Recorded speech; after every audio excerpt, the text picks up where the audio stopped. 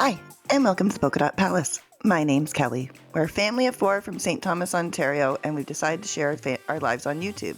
So if you've not heard my voice before, please do us a favor and hit that subscribe button. It costs you nothing, but it helps the algorithm find us fast. Also, make sure to give this video a big thumbs up. Today I want to walk through how I turned something that looks like this, a cat-infested 1910 house that was incredibly neglected, into something that looks like this now for under $2,500. We closed on the house in September of 2019, and the initial plan was to work on and clean it up, and then we would move in 4 weeks. In those first 4 weeks, we ended up with this. Not very impressive. My ex-husband had a chainsaw and a giant axe, and him and my son went wild on the backyard. My nice, lush green yard was gone, but so were the weeds, and so were a lot of the animals that were sticking around. We did pay for 2 dumpster empties on trees, but Ontario doesn't charge for yard waste, and the dumpster company only charged me $150 for those 2. And that would be all that we got done in the fall of 2019. Just afterwards, my whole world fell apart. I went through a divorce and had to shut down my business with my ex-husband. However, come spring, this is where we're sitting. We've got a big pile of junk, a whole lot of dirt, not a lot of grass, and a big mess to clean up. So we didn't get back to the backyard until April of 2020. However, it was also the middle of the pandemic and the hardware stores were closed, and the day they announced that it was only curbside pickup, I might have had some edibles and a glass of wine and ordered a bunch of concrete. Just a note, don't eat edibles and order hardware goods. I happened to forget that I no longer had a truck, and I might have ruined the shocks on my Mini. This began what lovingly became a fun game of what can you fit in the back of the Mini for the next 4 years. And on the first very nice day of spring, I had a girlfriend over. We sat up outside the camper because all the campgrounds were closed, dragged over the propane fire pit, and had a great time for the afternoon. You could tell that at some point someone looked after this garden. However, it had been so overgrown that it just needed to start from scratch. So I started digging out all these giant rocks. They would later become the edging for my front gardens. I also started piling up all the garbage that I found around the yard. That doesn't include the woodshed that we'll get to later, because we didn't touch that till last year. It was a crazy piece of fun. And then I ordered a skid of concrete to be delivered so that I didn't have to ruin the Mini anymore. This would become my spring workout. We were going to put in a patio. The only thing that existed in this backyard when I moved in was a few patio stones that ran really weirdly right across the front deck. And well, a lot of weeds. Seeing as they had closed the campgrounds, my goal was to create a campground in my backyard. I already had the original palace parked under the tree, so it was time to build a patio and a fire pit right outside, because what else are you going to do back there? So I bought these concrete forms. These forms you can purchase online. I'll make sure there's a link in the description box below. However, they are super easy. I literally just poured bags of concrete into my handy-dandy wheelbarrow, mixed it by hand until I had a smooth consistency, shoveled it into the forms, and then used a trowel to level it out. As you can see, it was pretty simple. However, I didn't do the best job on this one with prepping the ground, and that patio is a little bit wonky. I later got much better at it, so there are a couple of areas in the backyard where the patios don't necessarily line up perfectly, which is unfortunate, but lesson learned. Oh, and yeah, I bought a pool. Didn't last long. Really not anywhere flat that I could put it naturally in the backyard, and the section where it is later becomes a patio. But it was the pandemic, and they said they were going to close the beaches. Then it was a matter of building a garden. What are we going to do with all those rocks? Well, those became the edging. I lucked out, and my son's Nana was splitting her garden, which is gorgeous, and she donated all of our starter plants, which I have split multiple times since then. And like everyone else during the pandemic, we created a veggie garden. This doesn't exist anymore. We have a much better one in the back, and I'll show that to you later. But we did build one. We did grow some tomatoes. We didn't really get much out of it, but it was a learning experience.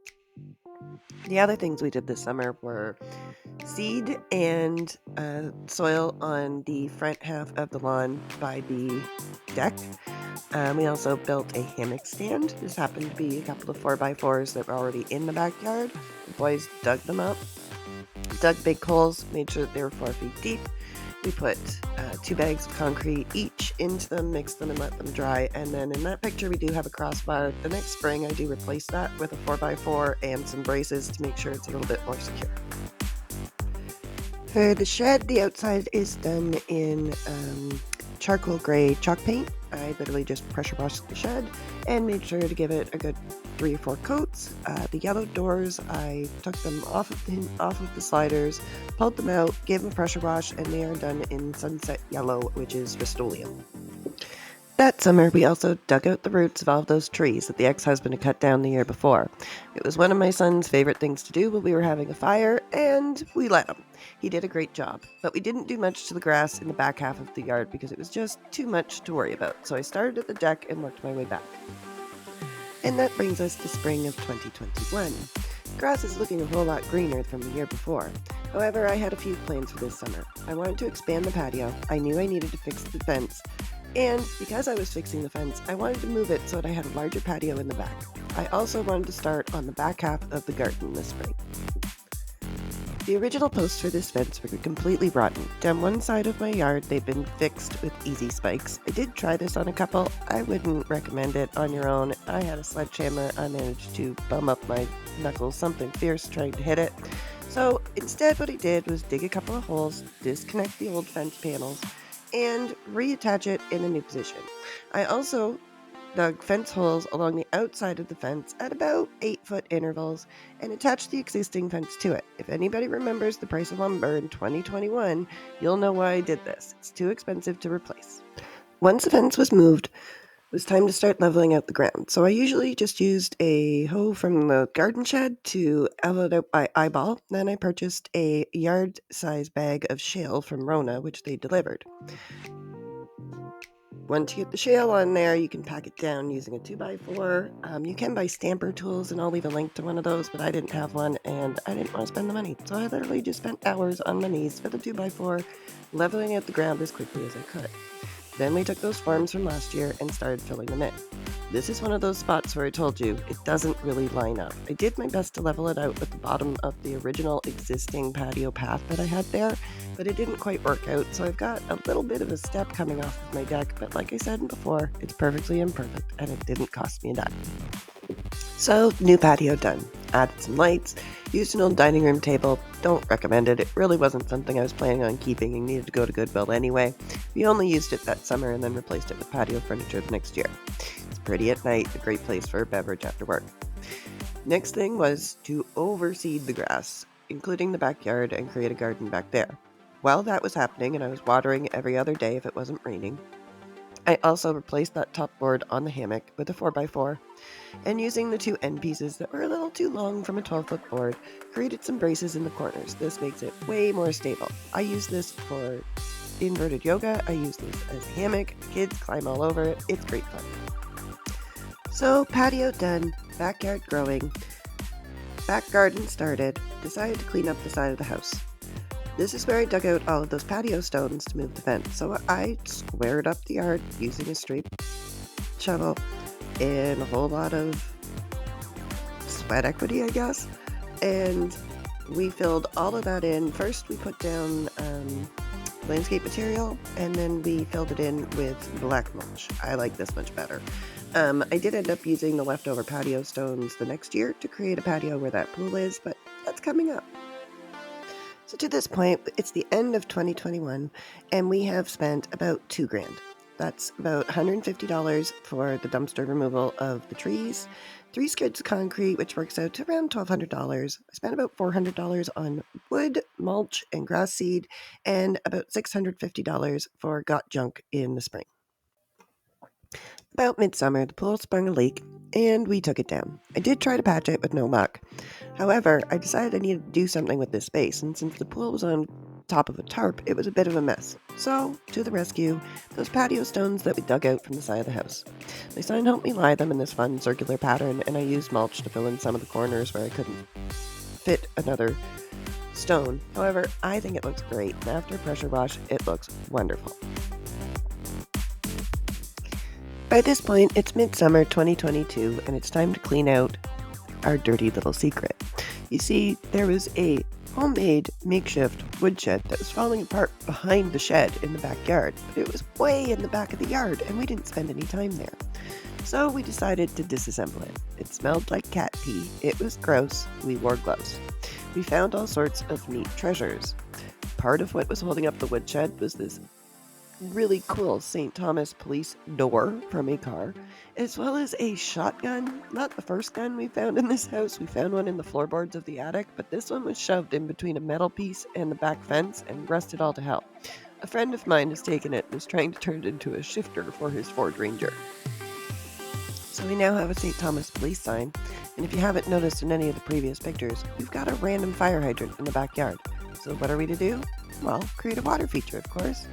Adam got the bright idea that fire hydrant needed to be a pond with a fountain. So we started out by buying a doggy pool from Home Hardware. It was about $10. I ordered a sheet of landscaping pond liner from Amazon. Again, I'll make sure the links for all of these are in the description box below. We covered the pool with the landscaping material, dug a hole, set it in the ground, and bought a pump. Originally, we bought a solar-powered pump. It was not strong enough to get it out the top, so we ended up buying one that plugs in. Much better. And as you can see, we have an amazing water feature. And how else do you decorate that? I'll top it off with the rusted-out St. Thomas police door.